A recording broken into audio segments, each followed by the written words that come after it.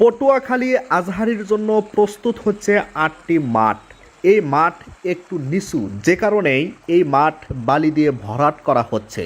এখানে যে ৮টি মাঠ দেওয়া হয়েছে, এই মাঠে প্রায় ৪০ লক্ষ মানুষের ধারণ ক্ষমতা আছে।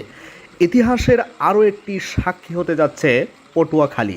তারা ধারণা করছে যে এখানে ডক্টর মিজানুর রহমান আল আজহারি পূর্বে রেকর্ড ভেঙে দিবে, এবং তারা এটাও বলছেন যে এখানে মিজানুর রহমান আল আজহারির জন্য প্রায় কয়েক কোটি টাকা ব্যয় করে মাঠ, মঞ্চ এবং প্যান্ডেল তৈরি করা হবে। তারা বলছেন যে ইসলামের জন্য, কোরআনের জন্য তারা এই আল ফেয়ার ফাউন্ডেশন সব করতে রাজি আছে। পটুয়াখালী আজহারীর জন্য প্রস্তুত হচ্ছে ৮টি মাঠ।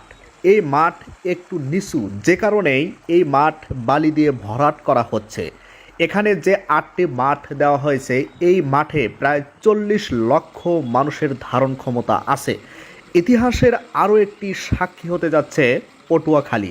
তারা ধারণা করছে যে এখানে ডক্টর মিজানুর রহমান আল আজহারি পূর্বে রেকর্ড ভেঙে দিবে, এবং তারা এটাও বলছেন যে এখানে মিজানুর রহমান আল আজহারির জন্য প্রায় কয়েক কোটি টাকা ব্যয় করে মাঠ, মঞ্চ এবং প্যান্ডেল তৈরি করা হবে। তারা বলছেন যে ইসলামের জন্য, কোরআনের জন্য তারা এই আল ফেয়ার ফাউন্ডেশন সব করতে রাজি আছে।